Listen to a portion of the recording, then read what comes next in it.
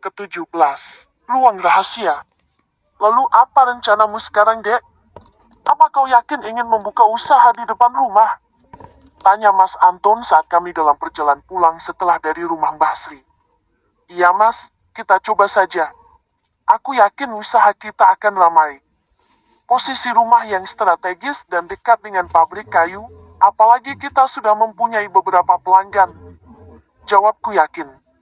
Kalau masih ragu, Dek, takut gagal, ucap Mas Anton pesimis. Kita coba saja dulu. Kalau kita kasih harga miring dengan makanan yang enak dan juga porsinya yang banyak, aku yakin pasti akan laris, ucapku. Benar juga. Baiklah, kita akan mencobanya, ucap Mas Anton. Ayo kita masuk. Aku sudah tidak sabar untuk mencincang jasad polisi itu. Rasanya sekarang aku sudah kecanduan. Tanganku sudah sangat gatal. Seringaiku. Ternyata hari sudah siang. Aku belum juga menyiapkan makanan untuk kedua anakku. Sebaiknya aku mencari makanan terlebih dulu sebelum menjalankan aksiku. Tunggu deh Mas, aku beli makanan untuk anak-anak dulu. Ternyata sudah siang, aku belum juga masak. Ucapku pada Mas Anton. Biar Mas yang beli. Sebaiknya kamu masuk dulu. Ujar Mas Anton, aku segera masuk. Anak-anak langsung menyambut kedatanganku. Ada apa? Tanyaku saat kedua anakku memelukku begitu erat. Ibu dari mana? Kami takut, Bu. Kenapa ayah dan ibu pergi tanpa memberitahu? Ucap Melinda. Ibu dari rumah tetangga, Nak. Hanya silaturahmi saja. Namanya kita di sini orang baru, jadi kita harus perkenalan. Ucapku menjelaskan. Ayah mana, Bu? Tanya Dino mencari keberadaan Mas Anton. Ayah lagi beliin makanan. Kalian pasti lapar ya, ibu belum bisa masak karena bahan makanannya habis. Sore ini ibu akan ke pasar untuk membeli bahan makanan. Sementara itu kita beli dulu makanan di luar ya. Ucapku. Sembari menunggu Mas Anton, aku menemani anak-anak nonton TV. Mungkin aku terlalu mengabaikan mereka akhir-akhir ini. Ayah pulang. Ucap Mas Anton. Aku segera menyiapkan piring dan menyajikan makanan di atas piring. Seafood. Mas Anton membeli kepiting asam manis dan udang mentega. Dari tampilannya sangat menggiurkan, Mas Anton dan anak-anak tampak lahap menyantap makanan itu. Lo kamu gak makan, Dek? Tanya Mas Anton saat aku hanya diam saja memperhatikan mereka makan. Aku baru ingat, Mas. Sebelumnya Nyai Melati mengatakan pantangan saat aku memakai susuk itu adalah tidak boleh makan makanan yang berasal dari laut. Aku sudah melanggarnya saat kita makan di restoran seafood tempo hari. Ucapku setengah berbisik agar anak-anak tidak mendengarnya. Apa kesialan yang menimpaku ada hubungannya dengan itu? Contohnya, berita yang beredar di televisi. Itu muncul saat kita masih berada di restoran itu. Ucapku. Yang kedua, polisi memeriksa rumah ini. Bahkan 2 kali polisi mendatangi rumah ini. Sambungku. Mas gak percaya hal begituan. Itu semua karena kecerobohanmu. Ucap Mas Anton. Tapi itu benar adanya, Mas. Aku merasakan perubahannya. Pertama daganganku jadi laris, bahkan banyak yang memberikan uang lebih. Kedua, kamu ingat Bu Rahma istrinya Pak Bagas. Dia yang sebelumnya sangat membenciku, seketika mendadak baik. Ketiga, Mas juga lebih mendengar ucapanku. Itu semua berkat susuk itu. Ucapku menjelaskan. Itu hanya kebetulan saja, Mas gak percaya. Selama ini Mas merasa biasa aja, Mas menuruti ucapanmu karena Mas merasa gagal jadi suami, kamu yang bekerja untuk keluarga kita sementara Mas hanya di rumah. Itulah sebabnya Mas selalu mengalah. Bukan karena susuk, ucap Mas Anton. Ya sudah deh Mas, kita lihat saja ke depannya bagaimana. Ucapku mengalah. Selesai makan, Mas Anton langsung pergi ke gudang. Sepertinya ia sudah tidak sabar mengeksekusi jasad itu. Bobok siang yuk nak, ibu bacakan dongeng. Rayuku pada anak-anak. Ih, ayo bu. ucap mereka bersamaan. Sesampainya di kamar, anak-anak langsung berbaring di atas tempat tidur. Oh ya nak, hari Senin nanti Melinda akan daftar sekolah. Semangga, ucapku. Beneran bu? Memangnya ibu sudah punya uang? Tanya Melinda antusias. Sudah, itulah sebabnya ibu dan ayah bekerja keras. Agar anak-anak ibu bisa sekolah yang tinggi. Jadi Melinda dan Dino harus maklum ya kalau ibu dan ayah sibuk. Ucapku. Iya bu, maaf ya kalau kami banyak mengeluh. Ucap Melinda dengan raut wajah bersalah. Gak apa-apa, ibu paham kok. Kalian juga butuh waktu bersama keluarga. Ibu akan berusaha membagi waktu. Ucapku. Kalau Kak Mel sekolah, Dino juga mau sekolah bu. Ucap Dino. Ya sudah, nanti Dino masuk sekolah TK ya. Ucapku. Dino mengangguk antusias. Benar ya bu, janji. Ucapnya sambil memberikan jari kelingkingnya. Iya, ibu janji. Ucapku menautkan kelingking. Sekarang tidur ya nak, ibu baca dongeng sang kancil. Aku mulai membaca lembar demi lembar. Hanya dalam waktu 10 menit, kedua anakku sudah tertidur pulas. Ibu janji, tidak akan mengulang kesalahan orang tua ibu di masa lalu. Ibu akan memberikan contoh yang baik untuk kalian, nak. Kalian harus jadi orang sukses suatu saat nanti. Jangan seperti ibu yang sudah menderita sejak kecil. Batinku. Setelah memastikan anak-anak sudah benar-benar tidur, aku langsung menuju ke gudang. Mas Anton ternyata menungguku sambil menghisap rokok di tangannya. Aku kira kamu sudah memulainya, Mas. Ucapku. Mas nunggu kamu, biar seru. Ucapnya menyeringai. Aku membuka lemari, mengambil peralatan yang kusimpan di dalamnya. Aku teringat dengan ruangan bawah tanah itu. Tempo hari aku belum mengecek keseluruhannya karena gelap. Oh ya mas, di bawah gudang ini ada ruangan bawah tanah, tapi aku belum cek apa isinya.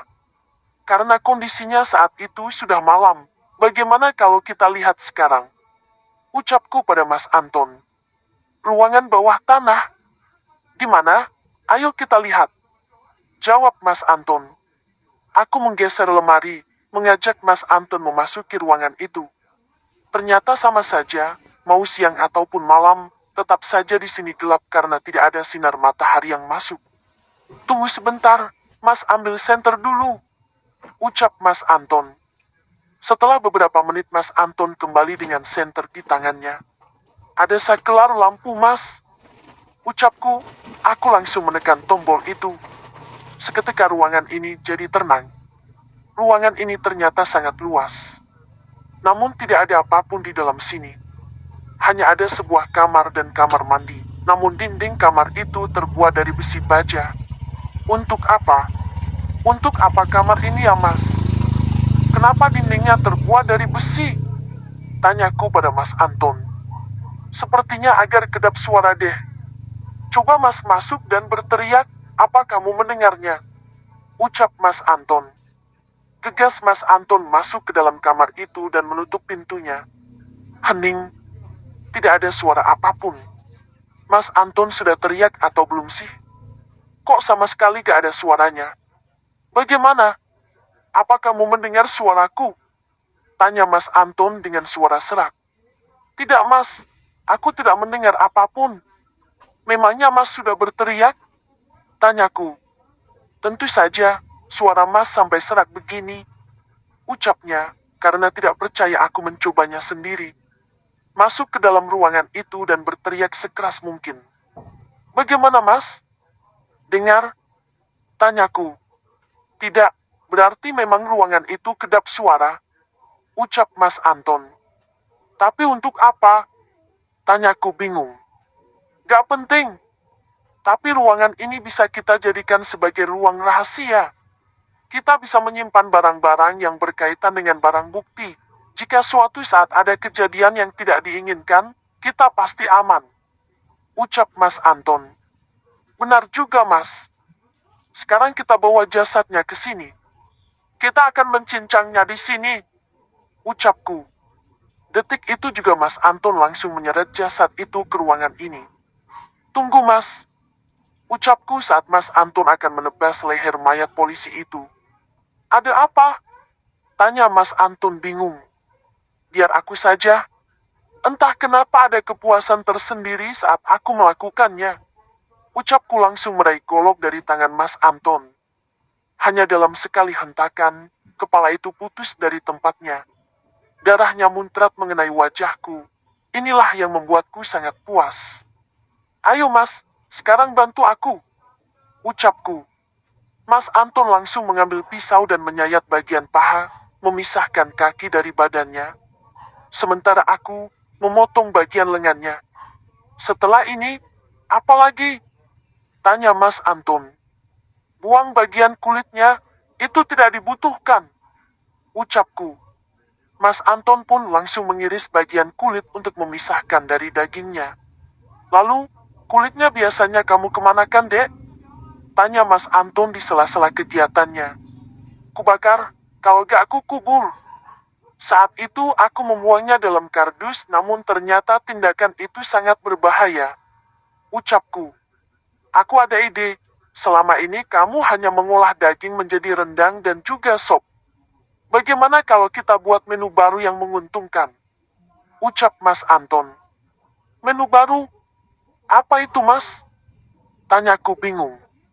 Kita buat olahan baru, seperti bakso atau sate gitu. Kan banyak tuh peminatnya.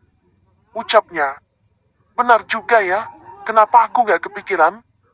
Gak mungkin kalau buat bakso Mas, kita belum punya alat penggiling daging. Gak mungkin kita membawanya ke penggiling daging di pasar, bisa-bisa mereka mengenali daging ini bukan daging sapi. Ucapku. Benar juga. Sepertinya kita harus sabar dulu. Nanti kalau sudah ada uangnya kita beli mesin penggiling daging.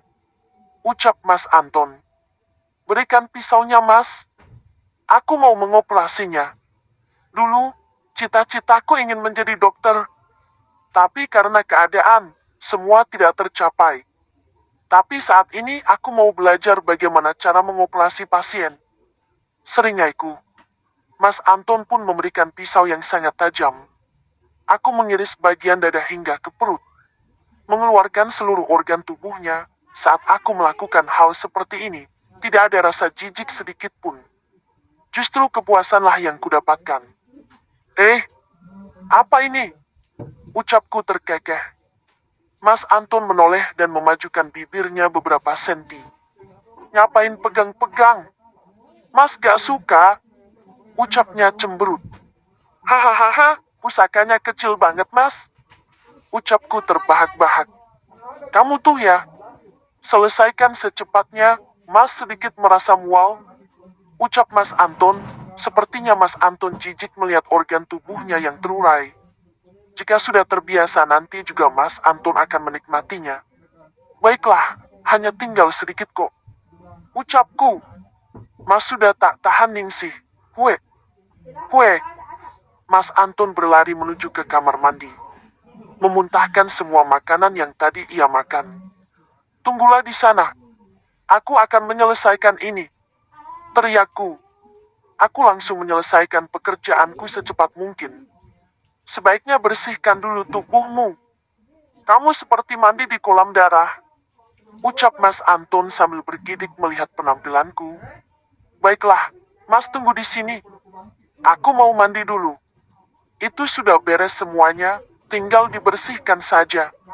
Ucapku, Mas Anton melihat daging yang berada di dalam ember. Kalau begitu sekalian aja kita bersihkan. Ucapnya, aku hanya mengangguk. Masukin ke kulkas Mas. Aku mau mandi dulu. Setelah itu aku mau ke pasar membeli bahan makanan dan juga bahan dagangan besok. Ucapku. Besok? Memangnya besok sudah buka? Tanya Mas Anton bingung. Iya. Kita buka saja. Sementara waktu tidak usah pakai steling. Kita pakai meja saja. Ucapku. Mas Anton mengangguk dan langsung membawa daging yang sudah bersih itu ke dalam kulkas. Bersambung.